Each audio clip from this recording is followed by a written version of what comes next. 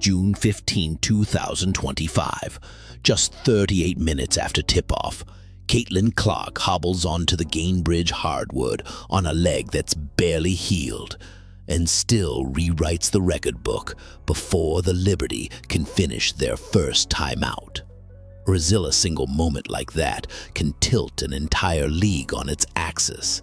And tonight, on Hoops and Her Story, we're diving deep into the phenomenon shaking every corner of basketball, from rookie records that look photoshopped to billion-dollar valuations, viral rivalries, and a hot mic storm that could change locker room politics forever. Buckle up.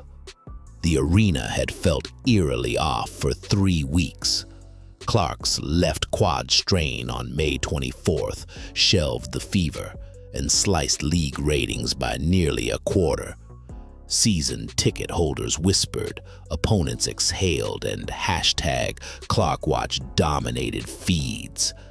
Yet leaked 4 a.m. footage, Clark sweating through defensive slides alone under strobing arena lights, sparked rumors she was risking everything for a headline return. When the doctor finally cleared her, she sprinted out as if the stoppage had been someone else's nightmare. 5 cross-court lasers later, the Fever were alive, and New York's 9-game win streak was wobbling. But that was just the opening act.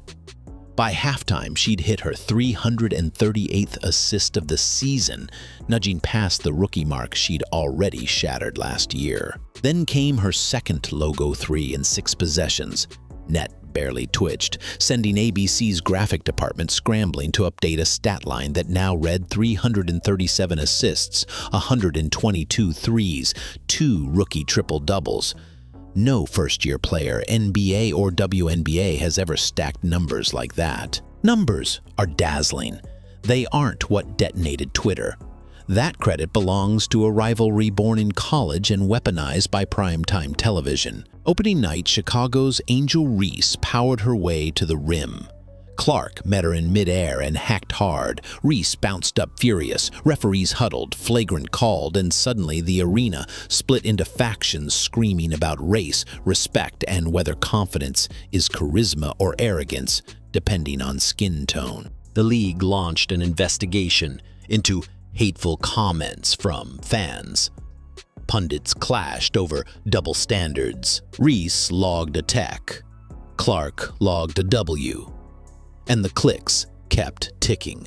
But gasoline was still to come. Late May, Phoenix's Brittany Griner fouls out against Indiana, stomps toward the bench, and a courtside mic catches something. White girl or whack call, depending on which echo chamber you choose. Clips looped millions of times while the league stayed silent. Politicians, podcasts, and retired legends filled the void. Demands for a probe grew louder than the final buzzer. Griner's camp insists she cursed the ref, not Clark. Either way, footage is forever. And every Dream Fever tip-off since has aired like a grudge match in slow boil. The NBA Finals bring us the Indiana Pacers versus Oklahoma City. Clark sits courtside in vintage Reggie Miller jersey. Pacers roll to an 8-0 playoff record with her in the building. Fans crown her the lucky charm. ESPN splashes split screens of Tyrese Halliburton and Clark exchanging choke sign grins. Game 4. She leaves at halftime, and the Pacers crumble. Memes erupt. Was their talisman gone, or is she secretly cursed? The record now reads 8-1, and the internet has its next conspiracy thread. Meanwhile, accountants are having their own field day. A year ago, Forbes valued the Fever at $90 million. Today, $370 million. A 311% rocket fueled almost entirely by the Clark effect. They trail only the Liberty league-wide, and lead in revenue at $32 million, figures that would have sounded like sci-fi 2 seasons back. The league average attendance has leapt from 6,600 to 9,800, and economists now peg Clark's individual economic impact at close to $1 billion for 2025 alone. With numbers like that, Nike didn't wait. In April 2024, they locked her to an 8-year, $28 million deal, the richest for a woman in basketball. And this week, leaked images show a personal logo scheduled for holiday 2025. Word inside Beaverton is she'll headline Nike's first Super Bowl spot since 1998 and front Team USA in LA 2028, right after she settles that lingering Olympic snub.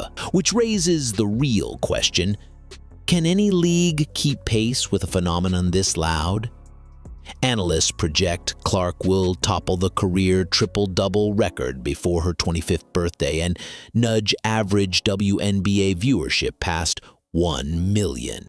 Skeptics warn the grind is unsustainable, that a league built on Clark's shoulders alone risks burnout. But the rookie-turned-icon keeps sprinting through quad strains, social media bonfires, and the weight of a billion-dollar spotlight, still dimpling post-game cameras with the same half-shrug grin. "I just like to hoop." So where does the Storm go next? The Liberty rematch tips tomorrow. The Pacers fight to reclaim the finals lead the night after. Angel Reese is already circling July 6 on her calendar. First Fever Sky clash since The Flagrant. And Nike? They've got a trademark filing rumored to drop any day now that could split sneaker culture down the middle. If the past 12 months proved anything, it's that every time Caitlin Clark steps on hardwood or just sits courtside, something erupts. Want the blow-by-blow as it happens? Hit subscribe and come back to Hoops and Her Story for the latest twists, turns, and shockers in the Caitlin Clark era.